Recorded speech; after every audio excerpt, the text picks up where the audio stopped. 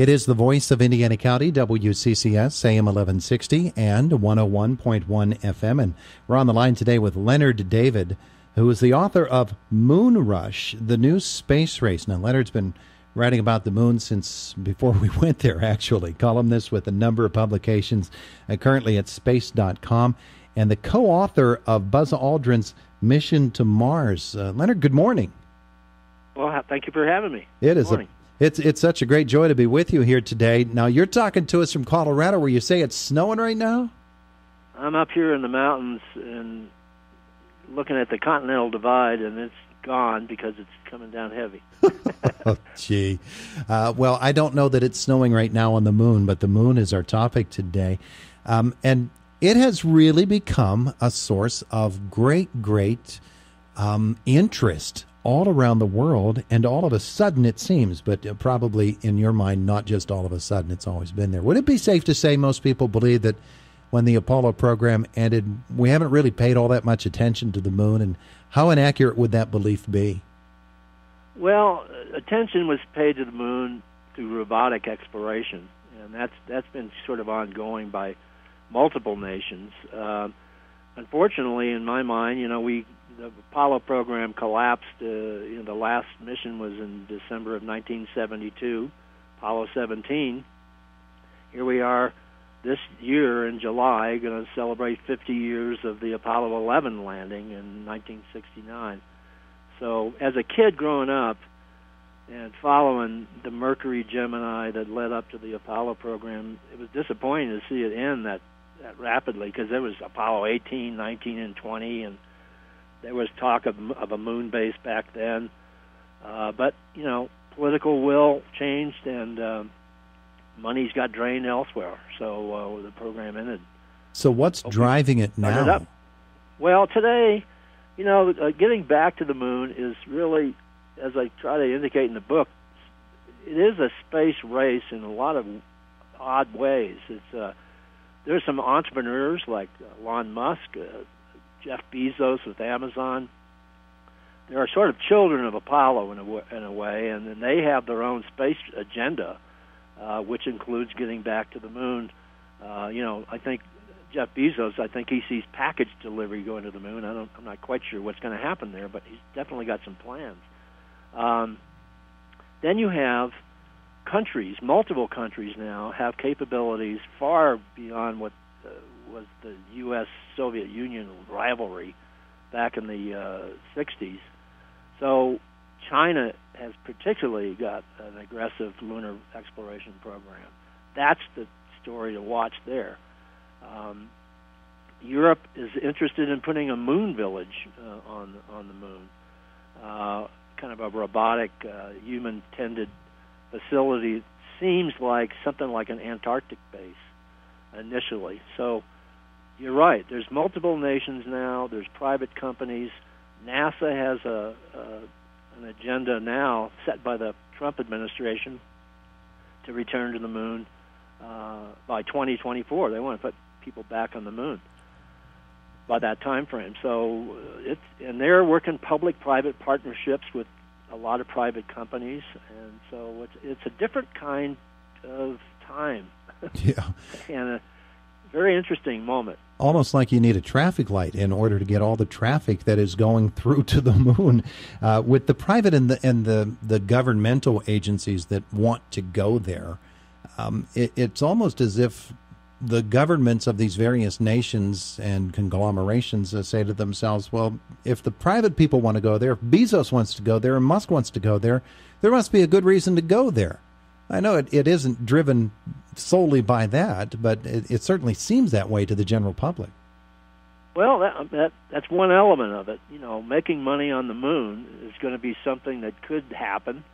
I think we're going to have to get to the moon and understand the environment there much better than we did with the Apollo program, and how machines work, and how do you, there was a lot of discussion about these polar sections of the moon that may contain water ice that could be transformed into rocket fuel and oxygen, and you could sustain a moon base there. So how this is all going to play out, I try to address all those elements, and And the bottom line, the moon is going to surprise us. Mm. You know, every time we do exploration with new equipment and new technology, there are surprises. I'm not saying monoliths are everywhere on the moon, but something like that we're going to find some really intriguing things about our own moon. Leonard David on the line with us this morning. The book is Moon Rush, the New Space Race. And one of the things that is out there, and you've spent a good bit of time on it, so many interesting proposals and plans for colonizing the moon. Tell me about the Gateway, the Lunar Orbiting Space Station. How important is that, and how exciting is it for moon junkies? Well, I'm a supporter of that. There are people that think this is a waste of time and energy by NASA. It would be sort of a mini International Space Station, a very small facility that's not permanently peopled, but it would allow astronauts to pull up to this kind of a orbiting platform, and you could deploy crews down to the moon from there. You can do a lot of science from that facility, but the biggest thing to me, why that's important, NASA is going to have to find its deep space legs again. I mean, they haven't been off from low Earth orbit since, the last deep space mission was in 1972. Yeah. So with humans, and so I think that kind of facility or something like it has great utility for science and for technology capabilities that would allow human missions back to the moon. But I do think it's something that NASA is going to have to learn in steps, and that facility is a stepping stone type of structure. One of the things that you write about in the book is the fact that our moon gets beat up by space. There are all kinds of things crashing into it all the time. What are some of the significant effects of that in terms of not only its history, but its future and our future there? Well, I think you're right. Just this lunar eclipse just earlier in January, some telescopes are pointed and it was a huge flash. Well, it turned out to be a pretty good, hefty meteorite hit, and there's a lot of impacts on the moon. I mean, you can look at the moon at night and that's got a story to tell. There's a lot of craters there. Yeah. So I think one answer to that is protective, kind of using the lunar terrain to put a base down and you put covers over it. And there's also a lot of talk about 3D printing and using the local lunar materials and actually build structures that. But the chance of being hit by would be, I don't know what the numbers are. People have looked at it, but it's not that big of a number not to worry about it. But some people do, and there's lunar caves. I mean, there are subterranean places on the moon that we've discovered in the last few decade or so that are very interesting. Would you build a base underneath the surface and protect it from not only meteoroids or any incoming things, but also radiation? Yeah. Because you have very little atmosphere on the moon. So, we got to get there and understand that place better. And we'll do it through robots and humans eventually, and it's going to be a different kind of moon. It's going to be a different moon.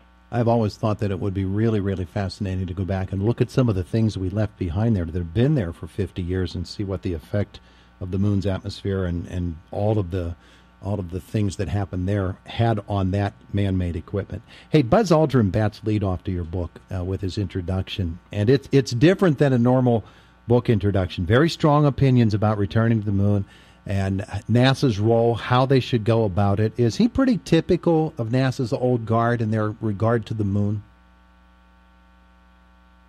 Putting typical to Buzz Aldrin is not words that go together.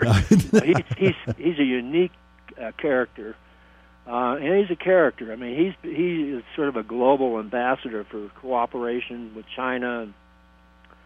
Very different views. He tries to keep NASA. He's still mad at NASA for a bunch of things that happened in his past when he was earlier training as an Apollo astronaut. So, yeah, he's not typical.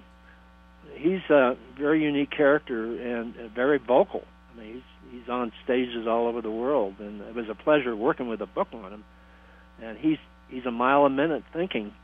Mm-hmm. He's what they call Dr. Rendezvous, kind of the guy that put together rendezvous techniques for the Apollo program. And he's still. I don't think he ever returned. He's in the air so much. I don't even think he touches the planet. But it's really interesting the way that he approaches it, and I think that while typical is not the word, the fact that he approaches it in the way that he does reminds us that there are all kinds of different opinions about the moon and what we should do about the moon, going back, establishing ourselves there. And you write all about it in your book, Moonrush, The New Space Race. Leonard David, thank you so much for being with us this morning. Great to be with you. Thanks so much. Have a great day. You too.